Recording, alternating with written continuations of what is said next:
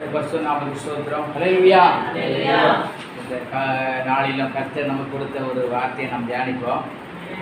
லூக்கா எழுதின சுவிசேஷத்தில் 10ஆம் அதிகாரத்தில் 5-6 இந்த 2 வசனத்தையும் கர்த்தர் நமக்கு இந்த நாளிலே கொடுத்திருக்கிறார். இந்த வார்த்தையை கர்த்தர் ஒரு வீட்டில் பிரவேசிக்கிற போது இந்த வீட்டுக்கு சமாதானம் உண்டாவதாக என்று இந்த வீட்டுக்கு சமாதானம் உண்டாவதாக முதலாவது சொல்லுங்கள். சமாதான பாத்திரன் அங்கே இருந்தால் நீங்கள் கூறின சமாதானம் அவரிடத்தில் தங்கும். நீங்கள் கூறின சமாதானம் அவரிடத்தில் தங்கும். இல்லாதிருந்தால் உங்களிடத்தில் திரும்பி வரும். அது உங்களிடத்திற்கு திரும்பி வரும். அல்லேலூயா. இன்னைக்கு நாம ஆண்டவர் நமக்கு கொடுத்த சமாதானத்தை பற்றி ஆண்டவர் என்ன பண்ணியிருக்காரு? இன்னைக்கு சமாதானம் தான் இல்லை. இன்னைக்கு சமாதானம் இன்னைக்கு தேசத்திலே சமாதானம் இல்லை. அல்லேலூயா. தேசத்திலே சமாதானம் இல்லாமல் ஆகவே நமக்கு சமாதானம் தான் இன்னைக்கு தேவை. உலகத்தில் இன்னைக்கு சமாதானம் இல்லாமல் இன்னைக்கு எல்லாரும் என்ன பண்ணுறாங்க? எப்போடா கொரோனா வருதுன்னா பயப்படுறாங்க. வெளியில் ஒரு வீட்டுக்கு போய் ஒருத்தரை பார்த்து பேசணும்னா பயமாக இருக்குது. இப்படி இன்றைக்கி சபைகளெல்லாம் மூடப்பட்டிருக்கு. வீட்டில் மட்டும் அவங்கவுங்க குடும்பமாக சில இடங்களில் ஊழியக்காரங்க தான் ஆராதித்து கொண்டு இருக்கிறாங்க. ஆராதிக்கிறவங்க சில விசுவாசிங்க கவலையே படுறதில்லை. ஆராதனை சபையே இல்லை, நம்ம ஏன் ஆராதனை பண்ணணும் அப்படின்னு இருக்கிறாங்க. ஆனால் அப்படி கிடையாது. உனக்கு நமக்கு சமாதானம் வேணும்னா நம்ம ஆராதிச்சாலும் சமாதானம் கிடைக்கும். ஊழியக்காரனை கொண்டு ஆண்டவர் சொல்றாருங்க, நீங்க ஒரு வீட்டுக்கு போனா அந்த வீட்டுக்கு என்ன பண்ண, முதலாவது சமாதானம் சொல்லுங்க, சமாதான வாழ்த்துதல் சொல்லுங்கன்றார். ஒரு வீட்டுக்குள்ள பிரவேசித்தா முதலாவது இந்த வீட்டுக்கு சமாதானம் உண்டாவதாக சொல்லுங்க. ஆண்டவர் இயேசு சொல்லி கொடுத்ததுலாம் சீசர்களுக்கு. அவர் நமக்கு இன்றைக்கு அதான் சொல்றாரு. நம்ம வீட்டுக்கு போகும்போது அந்த வீட்டை என்ன பண்ண வாழ்த்து சொல்றாரு, ஆஸ்வதிக்க சொல்றாரு. ஏன்னா ஆஸ்வதிக்க பாத்திரவான்களாகி யாருன்னு கேட்டால் ஆண்டவருடைய பிள்ளைகளாகிய நம்ம, ஆண்டவர் ராஜாவின் பிள்ளைகளாகி நாம் ஆஸ்வதிக்கப்பட்டிருக்கிறோம், கட்டளைப்பட்டிருக்கிறோம். அப்போ ஆசாரிய ஊழியத்தை செய்கிறவன் மாத்திரமல்ல, கர்த்தருடைய வசனத்தை தெரிந்து கொண்டு கர்த்தரை பின்பற்றுற ஒவ்வொருவரும் நாம் ஆஸ்வதிக்க கடமைப்பட்டிருக்கிறோம். எல்லாரும் ஆஸ்வதிக்கணும். ஒரு வீட்டுக்கு போகிறோமா, அந்த வீட்டுக்கு போனால் எல்லாரும் நம்மளை கூப்பிட்டு தெரிஞ்ச உலக பிரகாரம் பார்த்தா வாங்க அப்படின்னு வரவேற்கிறாங்க. நாம் என்ன பண்ணோம்? யூதர்கள் அவங்க பார்த்தீங்கன்னா, யூதர்கள் ஒருத்தர் ஒரு வீட்டுக்கு போனால் சமாதானம் அப்படின்னு சொல்லுவாங்க. அவங்களும் சமாதானம் சொல்லுவாங்க. உங்களுக்கு சமாதானம். அல்லேலூயா. இயேசு சொல்லியிருக்காரு அந்த சமாதான வார்த்தையை. அல்லேலூயா. அவர் சொல்லி கொடுத்த மாதிரி அவரும் சமாதானம் தான் சொன்னார். அல்லேலூயா. ஆகவே இந்த நாளில் ஒரு வீட்டுக்குள்ளே போகும்போது வீட்டுக்கு சமாதானம் சொல்லுங்க. அந்த சமாதானம் எப்போ அந்த சமாதானம் நமக்குள்ள அந்த சமாதானம் நமக்கு கிடைக்கும் அப்படின்னா, 6ஆம் வசனத்தில் சமாதான பாத்திரர் அங்கே இருந்தால் நீங்கள் கூறிய சமாதானம் அவரிடத்தில் தங்கும். இல்லாதிருந்தால் அது உங்களுக்கு திரும்பி வரும். இப்போ உங்கள் வீட்டுக்கு ஒருத்தர் வர்றாரு, ஒரு ஊழியக்காரர் வர்றாரு. அந்த ஊழியக்காரர் வந்து முதலாவது சமாதானம் உண்டாகிட்டு ஆண்டவரே இந்த வீட்டுக்குன்னு சொல்லிட்டு உள்ளே வருவார். ஆனால் நீங்கள் அவரை வைத்து ஐயா எனக்காக ஜெபம் பண்ணுங்க, எனக்காக பண்ணுங்க, எனக்காக செய்யுங்கன்னு எல்லாம் பேசி உங்கள் காரியத்தை மட்டும் நீங்கள் சொல்லுவீங்க. ஆனால் அவர் உபதேசி அவர்கிட்ட ஜெபம் மட்டும் வேணும், ஆசீர்வாதம் மட்டும் வேணும். ஆனால் அவருக்கு என்ன பண்ணுறதில்லை, ஒரு கிளாஸ் டீ கூட கொடுக்காத குடும்பமே இருக்கு இன்னைக்கு. இப்படி ஆண்டவருடைய ஊழியக்காரர் எவ்வளோ தூரத்துலேருந்து வந்து நமக்கு சமாதானத்தை கொடுக்குறதுக்கு வந்திருக்கிறான். இது உலகம் தரக்கூடாத சமாதானத்தை, என்னுடைய சமாதானத்தை உங்களுக்கு கொடுக்குறேன்னு இயேசு சொன்னார். யோவான் 14:27 படிச்சிங்கன்னா அங்கே சொல்லுங்க, அங்கே படிங்க. அதை சொல்லப்பட்டிருக்கு. யோவான் 14ஆம் அதிகாரத்தில் 27ஆம் வசனத்தில் ஆண்டவர் சொல்றாரு,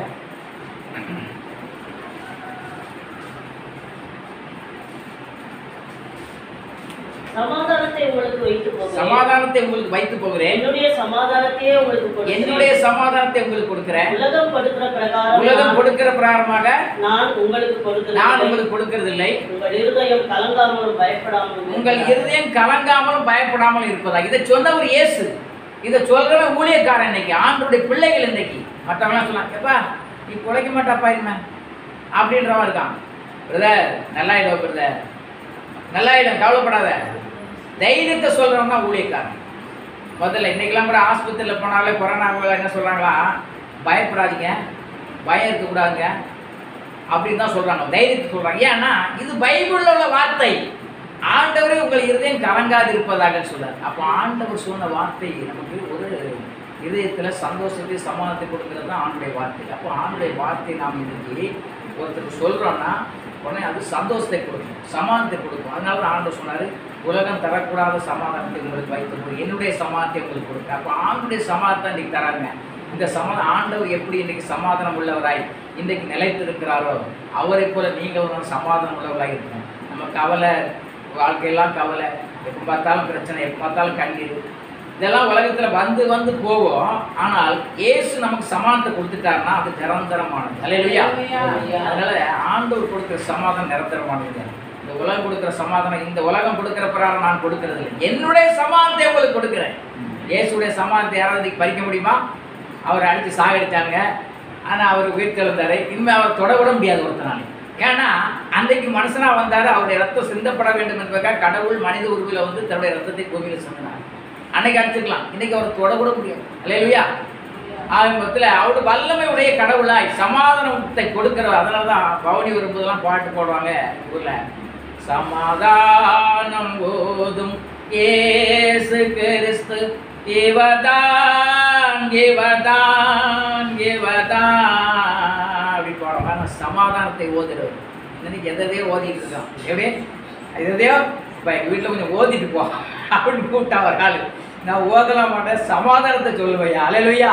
இன்னைக்கு சமாதானத்தை ஓதுறவன் இல்லை. எப்படி எதையோ ஓதுறான், எதையோ மந்திரம் சொல்லி ஓதுறான். அதையும் உங்களையும் சொல்ல சொல்கிறான். என்னையும் அப்படி தான் ஒருத்தர் சொன்னான், நான் சொல்கிறத மட்டும் வீட்டில் சொன்னால் போதும், உனக்கு எல்லாம் வந்துடும் அப்படின்னா.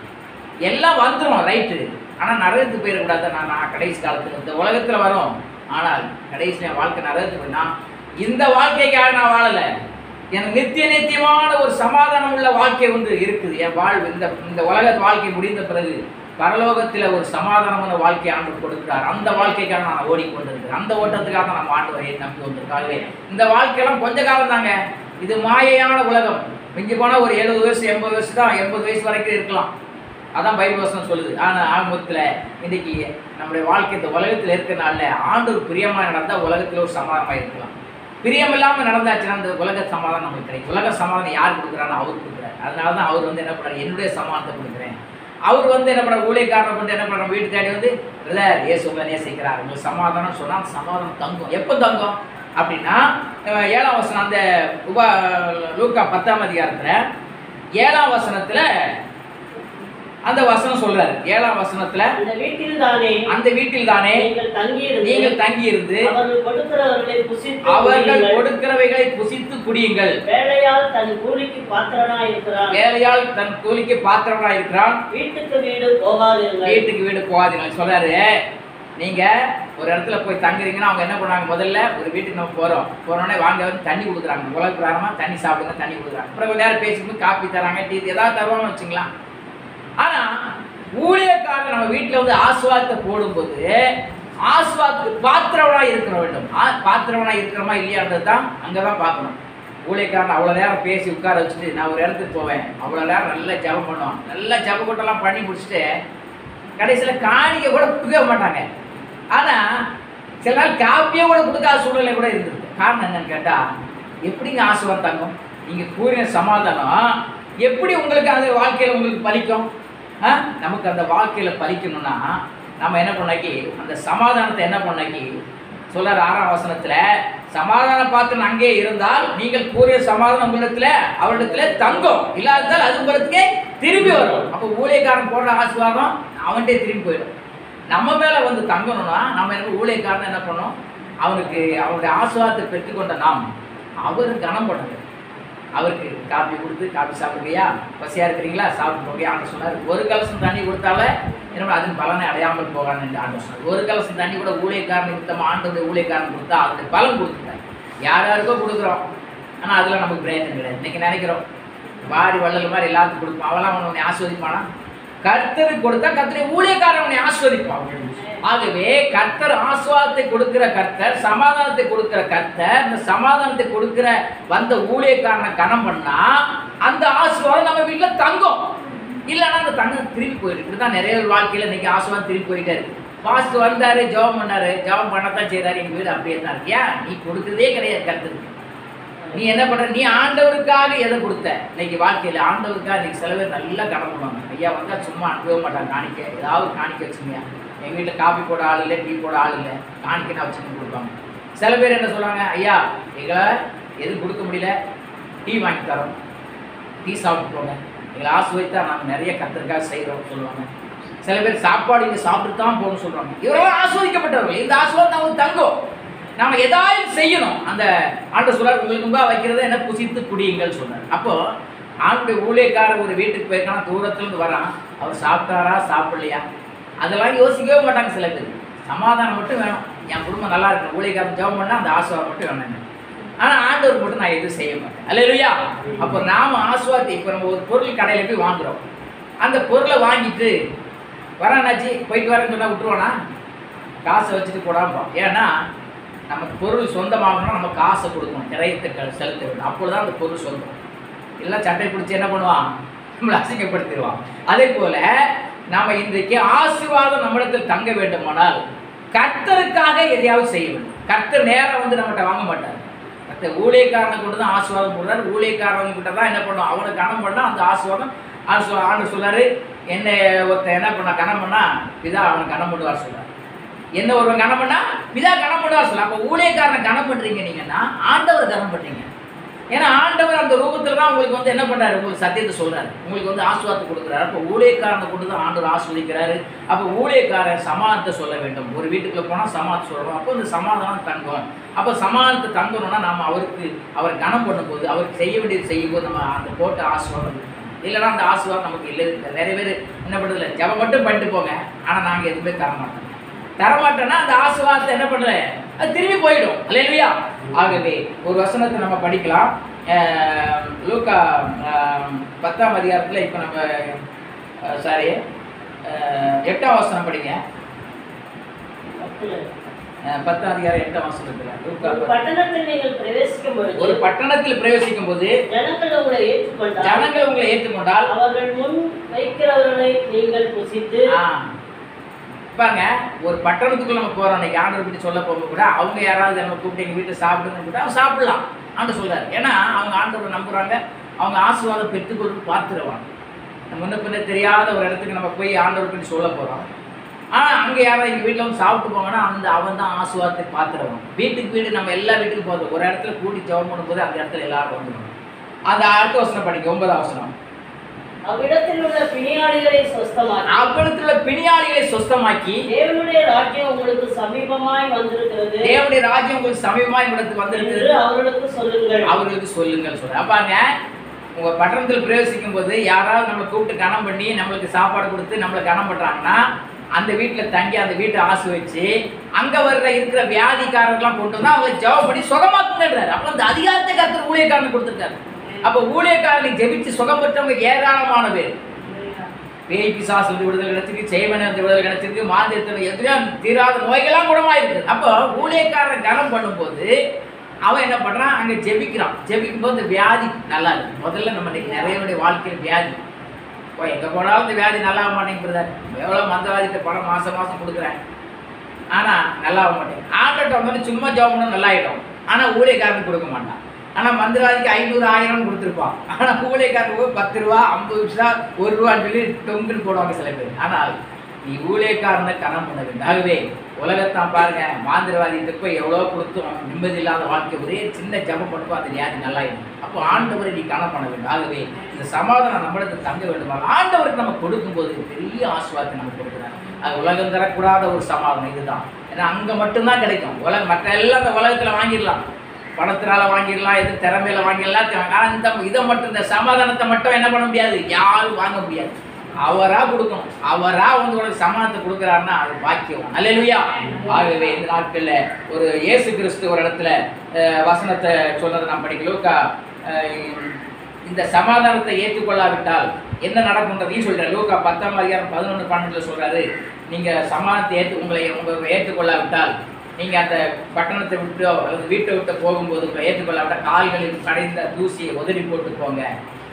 அந்த பட்டணத்துக்கு சோதோம் குமார பட்டணத்துக்கு நேரிடுவது பார்த்து ரொம்ப மோசமாக இருக்கும் அந்த நிலம், அந்த பட்டணத்துக்கு அந்த வீட்டு நிலமான்னு சொல்கிறார். அதனால் உங்களை ஏற்றுக்கொள்ளாவிட்டால் பரவாயில்ல, தூசியை உதறிவிட்டு போயிட்டே இருங்கன்னு சொல்கிறேன். அப்போ ஊழியக்காரன் எதுவும் கவலைப்பட மாட்டான். கர்த்தர் அவனை யாரை கொண்டு நீ கொடுக்காட்டா யாரை கொண்டு அவர் போஷிப்பார். ஏன்னா அழைத்தவர் அவர் ஊழியக்காரன்.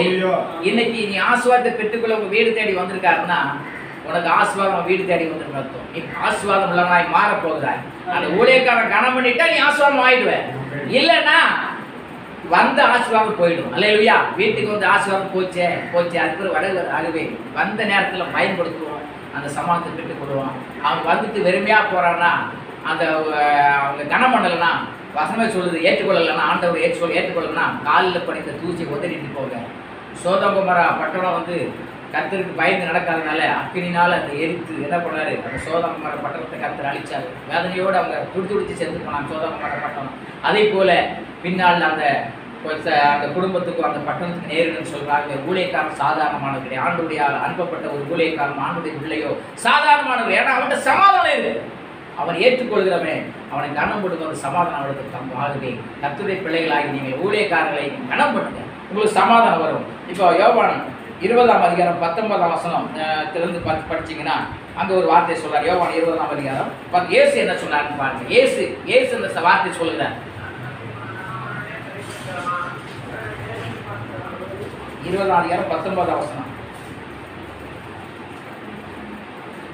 வாரத்தில் முதல் நாளாகிய அன்றைய தினம் சாயங்கால வேளையிலே சீஷர்கள் கூடியிருந்த இடத்தில் யூதர்களுக்கு பயந்ததினால் கதவுகள் பூட்டியிருக்க இயேசு வந்து நடுவே நின்று உங்களுக்கு சமாதானம் என்றார். அல்லேலூயா. பாருங்க, பூட்டியிருந்த வீட்டுக்குள்ள இயேசு வந்தார். அங்க இயேசுவை பற்றி பேசிட்டு இருந்தாங்க சீஷர்கள். இயேசு கிறிஸ்து மரித்து உயிர் தெழுந்த பிறகு 3ஆவது நாள் எப்படியே உயிர் தெழுந்தார். ஞாயிற்றுக்கிழமை அன்னைக்கு 3 நாள் ஆச்சு, ஆண்டவர் இறந்து போயிட்டாரு, அவ்வளோதான் அப்படின்னு அவங்க வேதனை என்னன்னு ஒன்றுமே தெரியலையா, என்ன பண்ணுறது, வெளியில் இயேசு பற்றி பேசக்கூடாதுன்னு ஒரு சட்டம் போட்டாங்க நாட்டில். அதனால் வீட்டுக்குள்ளே கதவு பூட்டிட்டு என்ன பண்ணுறது, நம்ம ஆண்டவர் நம்ம எவ்வளோ அற்புதம் செஞ்சார், செத்தவனை எழுப்புனாரு, ஆனால் அவர் இந்த மாதிரி 3 நாள் ஆச்சு என்ன பண்ணுறது அப்படின்னு வீட்டுக்குள்ளே பேசிக்கிட்டே இருக்காங்க சீசர்கள். ஆண்டவரை பற்றி பேசிட்டு இருந்தவொடனே ஆண்டவர் வந்து வீட்டுக்கு வந்தார். அதான் உண்மை. நீ ஆண்டவரை பற்றி உன் வீட்டுக்குள்ள பேசிட்டு இருந்தா, ஆண்டவரை பற்றி நீ பாட்டு பாடி ஜெபம் பண்ணி உங்க வீட்டுல நீங்க ஆண்டவர் தியானிச்சுன்னா ஆண்டவர் வந்து வீட்டுக்குள்ள வருவார். ரொம்ப சமாதானத்தை அவர் கொண்டு வருவார். அவங்க ஆண்டவரை பற்றி பேசிட்டு இருந்தாங்க, உலகத்தை பற்றி பேசிக்கல சீசர்கள். 3 நாள் ஆச்சு, என்ன ஆச்சு தெரியல. ஆண்டவர் நமக்கு உயிரோட இருக்கும்போது நமக்கு அற்புதம் செஞ்சாரு. நம்முடைய வாழ்க்கை தேவையெல்லாம் சந்திக்கப்பட அவர் கூட போனால் நமக்கு பசி ஆறணும், நம்மளை கொண்டு கூட வியாதி நல்லாச்சு, விசாசனம் ஓடிச்சு, நிறைய அற்புதம்லாம் செஞ்சாரு. இன்னைக்கு அவர் மரித்து 3 நாள் ஆகுது. அப்படியே அவரை குறித்து பேசிக்கிட்டோடனே ஆண்டவர் பார்த்தாரு, என்ன குறித்து பேசிட்டு இருக்கிறத நான் வருவேன் சொல்லி அந்த பூட்டி இருந்த வீட்டுக்குள்ள நடுமத்தில் வந்து இயேசு சொல்றாரு, உங்களுக்கு சமாதானம். அல்லேலூயா. அப்ப சீசர்களுக்கு சமாதானத்தை அவர் கொடுத்தார். சீசர்களே சமாதானம் இல்லை. அதே மாதிரி ஊழியக்காரங்க கூட நீங்க நிறைய பேர் சமாதானம் இல்லாமல் இருக்கிறாங்க. ஏன் சமாதானம்? ஆண்டவரை குறித்து பேசி கொண்டிருந்தா சமாதானம் வந்துடும். ஆனா எதையோ பேசிக்கிட்டு இருக்காங்க. என்ன பண்ணுவாங்க, டிவி வச்சு சினிமா பார்த்துட்டு இருந்தா எப்படி சமாதானம் வரும்? உலக கதை பேசிட்டு இருந்தா எப்படி சமாதானம் வரும்? அங்க பிசாசுல வந்து நிற்பான். அப்போ நமக்கு சமாதானம் இல்லையா, நம்ம கூட்டி இருக்க வீட்டுக்குள்ள கூடி ஆண்டவரை பற்றி தியானித்து வேதத்தை குறித்து பேசி கொண்டிருந்தா, நமக்கு முன்னாடி செஞ்ச நன்மைகளை குறித்து பேசி கொண்டிருந்தா அங்க இயேசு வந்து சமாதானத்தை கூறுவார். அல்லேலூயா. அந்த வீட்டுக்குள்ள சமாதானம் சொன்ன இயேசு சமாதானம் மட்டும் சொல்லல. அடுத்த வசனம் படிக்க அதே அதிகாரத்திலே அவர் இப்படி சொல்லி நம்முடைய கைகளையும் விலாவையும் அவர்களுக்கு காண்பித்தார். நம்முடைய கையையும் விலாவையும் அவர்கள் காட்டுறாரு. சீஷர்கள் கர்த்தரை கண்டு சந்தோஷப்பட்டார்கள். சீஷர்கள் கர்த்தர் சந்தோஷம் வந்து சீஷர்களுக்கு. இயேசு மறுபடியும் அவர்களை நோக்கி உங்களுக்கு சமாதானம் உண்டாவதாக, சமாதானம் உண்டாவதாக, என்னை அனுப்பினது போல நானும் உங்களை அனுப்புகிறேன் என்று சொல்லி அவர்கள் மேல் ஊதி பரிசுத்த ஆவியை பெற்றுக் கொள்ளுங்கள். எவருடைய பாவங்களை மன்னிக்கிறீர்களோ அவைகள் அவர்களுக்கு மன்னிக்கப்படும். எவருடைய பாவங்களை மன்னியாதிருக்கிறீர்களோ அவைகள் அவர்களுக்கு மன்னிக்கப்படாது. பாருங்க, அதிகாரத்தையும் கொடுக்கிறாரு. சமாதானம் மட்டும் கொடுக்கல, சந்தோஷத்தை மட்டும் கொடுக்கல, அதிகாரத்தையும் கொடுத்துட்டார். கடைசியில நீங்கள் புறப்பட்டு போய் என்ன பண்ணுங்க, எல்லா ஜனங்களுக்கும், வியாதி உள்ள மக்கள், பிரச்சனை மக்களுக்கு என்னை பற்றி சொல்லுங்க. யாருடைய பாவம் மன்னிக்கப்படுதோ என்ன பண்ணுறது, யாருடைய பாவத்தை நீங்க மன்னிக்கிறீங்களோ அவங்க பாவம் மன்னிக்கப்படும். அப்போ ஊழியக்காரன் கை வச்சவங்க ஆண்டவரே இவ்வளவு பாவத்தை மன்னி உங்க நம்புறாங்க, ஏற்றுக்கொள்றாங்கன்னு கை வச்சவனாக்கா ஜெபிக்கும் போது கர்த்தர் பாவத்தை மன்னிப்பாங்க. அப்போ பாவத்தை மன்னிக்க அவங்க மன்னிக்க பண்ணலன்னா மன்னிப்பு கிடையாது. அப்போ ஊழியக்காரன் தான் நமக்கு வந்து என்ன பண்றான், முதல்ல பரிகாரமா கர்த்தருடைய ஊழியக்காரன் வந்து நமக்கு தெரியாத காலத்தில் ஆண்டவரை ஏற்றுக்கொள்ள தெரியாத, ஜெபிக்க தெரியாத காலங்களில் வந்து இப்படி ஜெபம் பண்ணுங்க, ஆண்டவரே நான் செஞ்ச பாவங்களை மன்னி ஆண்டவரே சொல்லி மன்னிப்புக்காக ஆண்டவர்கிட்ட அறிக்கை செய்யுங்கன்னு சொல்றது ஊழியக்காரன் சொல்லி கொடுத்து உங்களுக்காக ஜெபிக்கும் போது உங்களுக்கு சமாதானம் வருது, உங்களுக்கு சந்தோஷம் வருது, உங்க வியாதி நீங்குது, விளைவினை நீங்குது, உங்கள் தேவைகள் சந்திக்கப்படுது, உங்கள் தொழில் ஆஸ்வதிக்கப்படுது. எல்லாம் ஆஸ்வதிக்கப்பட காரணமே ஊழியக்காரன் காலடி வச்சு உங்களுக்கு சமாதானம் போடும்போது சமாதானம் வருது. அல்லேலூயா. அந்த சமாதானம் வந்த பிறகுதான் நாம அதுக்கு முதல்ல கூட நம்மளால கொடுக்க முடியாமல் போன சமாதானம் வந்து ஆஸ்வதிக்கப்பட்ட பிறகுதான் ஊழியக்காரனை கண்டிப்பா காணணும். அல்லேலூயா. ஆகவே அது மாத்திரமல்ல, இன்னொரு இடத்துல நீங்க பார்த்தீங்கன்னா, இன்னொரு இடத்துல சமாதானத்தை லூக்காவில் சொல்றாரு. 24ஆம் அதிகாரம் 36ஆம் வசனத்துல ஆண்டவர் அங்கேயே ஒரு சமாதானத்தை கொண்டதாக. இதே 8 நாளைக்கு பின்பு, அதாவது இது முதல் நாள், வாரத்தில் முதல் நாள், 8வது நாள் அது பாருங்க. அப்போ வாரத்தில் முதல் நாள் வந்து ஞாயிற்றுக்கிழமை, மறுபடியும் 8வது நாள் ஞாயிற்றுக்கிழமை வருது. அப்படி ஒவ்வொரு வாரமும் ஞாயிற்றுக்கிழமை தோறும் சீசர்களை அவர் சந்தித்திருக்காங்க, அவர் கூடி ஜெபிச்சிருக்கிறாங்க. அதான் அர்த்தம். பாருங்க 36, 24, 36. இவைகளை குறித்து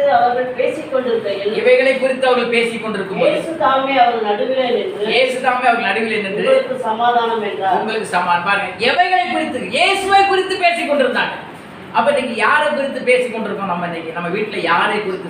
சமாதானம் இல்லையா? ஆண்டவர் குறித்து பேசுங்க. சமாதானம் ஆண்டவர், சமாதான கர்த்தராக வருவார். அப்போ நம்ம இன்னைக்கு யாரையோ குறித்து பேசிக்கணும். வாழ்க்கையில சமாதானம் வேணும்னா ஆண்டவர் குறித்து உங்க வீட்டுல கொஞ்ச நேரம் பாட்டு பாடி ஆண்டவர் குறித்து பைபிளை படிச்சு ஆண்டவர் குறித்து தியானம் பண்ணீங்கன்னா அங்க இயேசு வந்து சமாதானத்தை கொடுப்பார். சமாதானத்தை கொடுக்கறது மாத்திரமல்ல, அவங்க என்ன பண்ணாங்க, என்னடா திடீர்னு ஒரு ஆள் வந்து நிக்குதுன்னு பயப்படுறாங்க. நான் தான், பயப்படாதீங்கன்னு அவங்க தைரியத்தை கொடுத்து என்ன சொல்றாரு, நான் தான் உங்களுக்கு சந்தேகம் இருந்தா சாப்பிட்றதுக்கு ஏதாவது கொடுங்கன்னு சொல்லிட்டு என்ன பண்றாரு கேட்கும்போது, அங்க நான் ரொம்ப நேரம் எல்லாரும் நான் சுருக்கி சொல்லியிருப்பாங்க.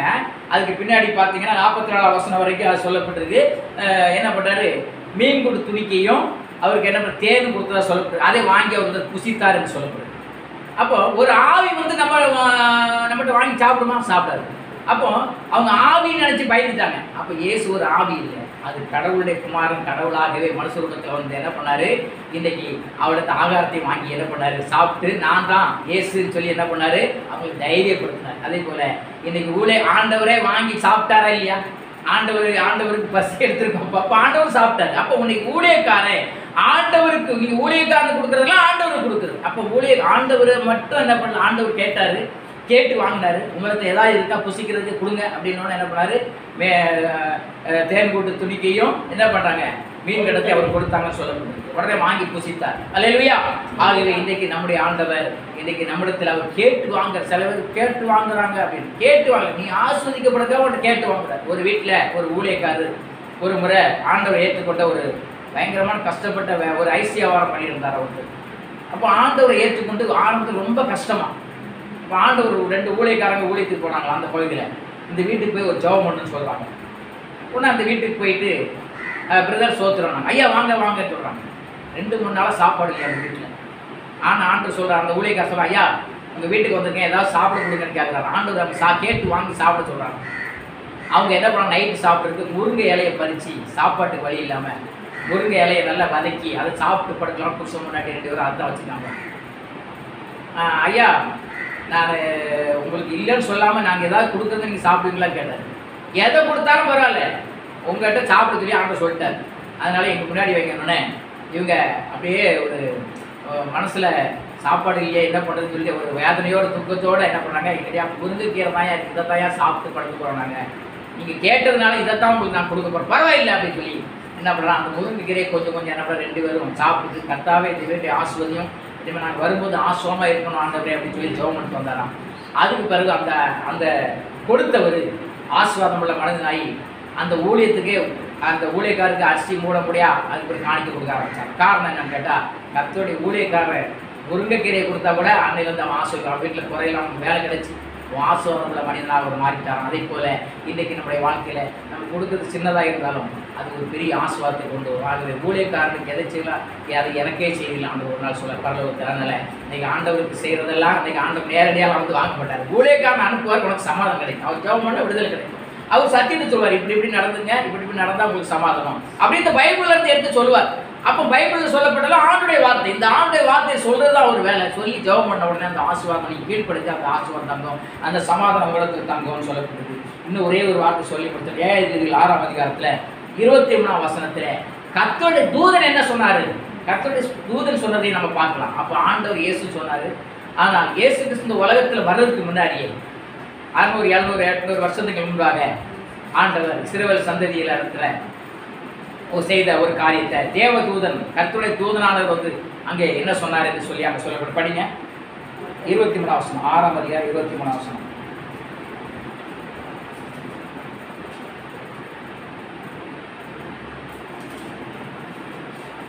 இங்க உங்களுக்கு சமாதானம் என்று சொன்னார், எல்லாருக்கும் சேர்ந்து. அதற்கு கர்த்தர் உனக்கு சமாதானம், பயப்படாதே, நீ சாவதில்லை என்று சொன்னார். உனக்கு சமாதானம், என்ன பண்ணு, நீ பயப்படாத, நீ சாவதில்லை.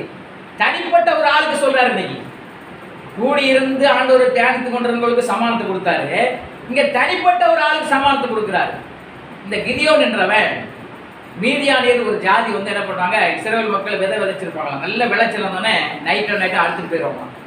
இந்த விளைச்சலை நாளைக்கு முத்தி போச்சு, யாராவது திருடி போறான்னு இந்த கிதியோன்றவன் தைரியமாக போய் என்ன பண்ணிடுறோம், அறுத்து போர் அடிக்கிறான். நைட்லே அடுத்த நாள் இருந்தால் நம்ம திருடி போயிடுவானுங்கன்னு சொல்லிட்டு போர் அடிக்கிறான் தைரியமாக வந்து.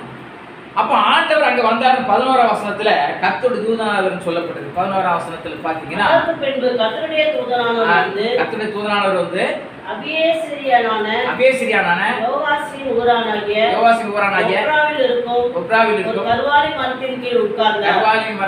அப்பொழுது அவருடைய குமாரன் கிதியோன் கோதுமையை மீதியானிடத்தில் கைக்கு தப்புவிக்கிறதுக்காக ஆலைக்கு சமீபமாய் அதை போர் அடித்துக் கொண்டிருந்தான். அல்லேலூயா. பாருங்க, இவன் என்ன பண்ண, கோதுமையை போர் அடிச்சுட்டு இருக்கான். ஏன்னா நான் அங்கேயே காவல் காத்து என்ன பண்ணிடுறான், அறுத்து கொண்டு வந்துடணும், இல்லைன்னா சுட்டிட்டு போயிடுவான்னு சொல்லிட்டு. அப்போ ஆண்டவர் அங்கே வந்து இருக்காரு. அவன் கிதியோனை பார்த்து கர்த்தருடைய தூதனானவர் அவனுக்கு தரிசனமாகி பராக்கிரமசாலியே உன்னோடு இருக்கிறார் என்றார். கர்த்தர் உன்னோடு இருக்காரு. அப்போதும் பாருங்க, இவருக்கு கர்த்தர் பேசுறாரு. தனிப்பட்ட ஆளுக்கு வந்து என்ன பண்ணாரு, கர்த்தர் பேசுறாரு. பேசிட்டு நீ என்ன சொல்றாரு, எப்பா கர்த்தர் உன்னோட இருக்கிறாரு அப்படின்னா, ஏன் கூட இருந்தால் இப்படியா நடக்குது, இஸ்ரவேல் ஜனங்கள் நாங்கள் விதைக்கிறோம், எவனை வந்து அறுத்துட்டு போயிடுறான், எங்களால் அவங்களை ஜெயிக்க முடியல, ஏன் கூட ஆண்டவர் எவ்வளோ நாள் இல்லையா அப்படின்னு சொல்லும்போது தான் ஆண்டவர் என்ன சொல்றாரு, ஒன்றை கொண்டு இந்த இஸ்ரவேல் மக்களுக்கு ஒரு ரட்சிப்பை கொடுக்க போறேன். ஏன்னா நீ தைரியசாலி, என்ன பண்ற, தனியா உன் குடும்பத்தை கூட கூட்டு வராம தனியா வந்து என்ன பண்ற, கோதுமை அறுத்து போர் அடிக்கிற. எதிரிக வந்தா கூட பரவாயில்ல, அவனுக்கு பயப்படாம தைரியமா வந்து போர் அடிக்கிற. இந்த தைரியத்தை பார்த்து என்ன பண்ண, நான் உடனே என்ன பண்றேன், உன்னோட கூட நான் இருக்கிறேன், உன்னை கொண்டு இந்த ஊருக்கு ஜெயத்தை கொடுக்குறேன், இந்த ஊருக்கே ஒரு விடுதலை தர போறேன், இந்த ஊர் மக்களுக்கு ஒரு சமாதானத்தை கொடுக்க போறேன் அப்படின்னு சொல்லி என்ன பண்ணாரு. அன்னைக்கு அவனோட பேசும்போது அவன் என்ன சொல்றான், ஐயா கொஞ்சம் இருங்க, நான் உங்களுக்கு வெறுமையா அனுப்பக்கூடாது, அதனால நான் ஒரு கொண்டு வர்ற கொஞ்சம் பலியை நீங்க வாங்கிக்க அப்படின்னா, நீ சொன்ன கூட நான் இருக்க மாட்டேன், கர்த்தருக்கு செலுத்தணும்னா என்ன பண்ற. அந்த வசனத்துல நீங்க பாத்தீங்கன்னா 20ஆம் வசனம் நினைக்கிறேன், இந்த 6ஆம் அதிகாரத்துல. அப்போது தேவனுடைய தூதனானவர் அவனை நோக்கி, நீ இறைச்சியையும் புளிப்பில்லாத அப்பங்களையும் எடுத்து இந்த கற்பாறையின் மேல் வைத்து ஆனத்தை ஊற்று என்றார். அவன் அப்படியே செய்தான். அப்போது கர்த்தருடைய தூதனானவன் கையில் இருக்கிற கோலின் நுனியை நீட்டி இறைச்சியையும் புளிப்பில்லாத அப்பங்களையும் தொட்டார். அப்பொழுது அக்கினி கற்பாறையில் எழுப்பி அதிசயம் வழங்கிட்டு சொல்லப்பட்டு. அல்லேலூயா. பாருங்க, அவனே கர்த்தர் காணிக்க கொடுக்குறான். கர்த்தர் வந்து தைரியம் சொல்லி சமாதானம் சொன்ன கர்த்தருடைய தூதனுக்கு காணிக்க கொடுக்குறான். நான் சொன்னவரை நான் இதை சாப்பிட மாட்டேன், நீ கர்த்தருக்கு காணிக்க கொடுக்கணும், அந்த பாறை மேலே சுத்தம் பண்ணிட்டு என்ன பண்ற, இறைச்சியையும் அந்த ஆழத்தையும் அதில் புளிப்பில்லாத அப்பத்தையும் வச்சு நீ வை அப்படின்னு சொன்ன உடனே திடீர்னு என்ன பண்றாரு, கர்த்தர் தூதன் கோலை நீட்டுறாரு, அக்கினி ஜுவாலை அதை அப்படியே எரிச்சு அந்த கர்த்தர் அதை ஏற்றி போட்டார். அதை பார்க்குறேன். உடனே பயம் வந்துருக்கு, ஐயோ அக்கினி வந்து எரியுத, நான் செத்துருவேன்னு. பயப்படாதே, நீ சாவதில்லை, உனக்கு சமாதானம் சொல்றேன். அப்போ இன்னைக்கு ஆண்டவர் உங்களை சந்திக்கிறாருன்னா உங்களுக்கு சமாதானம். அல்லேலூயா. ஆகவே தனிப்பட்ட ஆளுக்கு சமாதானத்தை கொடுத்தார். அவனை என்ன பண்ண, ஆண்டவருக்கு காணிக்க கொடுத்தான். அல்லேலூயா. அன்றைக்கு ஆண்டவரே வாங்கிட்டு போனார்னா இன்றைக்கு ஆண்டவர் என்ன பண்ணல, நம்முடைய ஊழியக்காரர் எனக்கு சமாதானம் சொல்லி ஆசீர்வாதத்தை கொடுத்தாங்கவே இன்றைக்கு சமாதானத்துக்கு பார்த்துருவாங்களா. ஆண்டவருக்காக நம்ம கொடுக்குற அவர் ஆண்டவர் ஊழியர்களை கனம் பண்ணுற நீங்கள் சமாதானமாக இருக்கீங்க. ஆகவே ஆண்டவரை குறித்து தியானிக்கும் போது சமாதானம் வரும். ஆண்டவர் ஊழியக்காரன் அனுப்புவார். சில நேரத்தில் உங்கள் வீட்டுக்கு, ஐயா இன்னைக்கு நமக்கு கஷ்டமாக இருக்குமே, பிரச்சனையாக இருக்கு அப்படின்னு நினச்சிட்டு இங்கே ஆண்டவரை பற்றி தியானிச்சுட்டு இருக்கீங்கன்னா உட்கார் ஜெபம் பண்ணி உங்களை ஆசீர்வதிக்கிற ஒரு ஊழியக்காரர் வந்தார். கர்த்தரே கொண்டு விடுவார். அவர் ஆசீர்வாதம் போட்டு போனால் ஆசீர்வாதம். அப்போ அந்த ஊழியக்காரன் நீங்கள் கனம் பண்ணிங்கன்னா ஆண்டவருக்கு கொடுத்துருங்க, அவர் ஆசீர்வாதம் போட்டு போவார். அல்லேலூயா.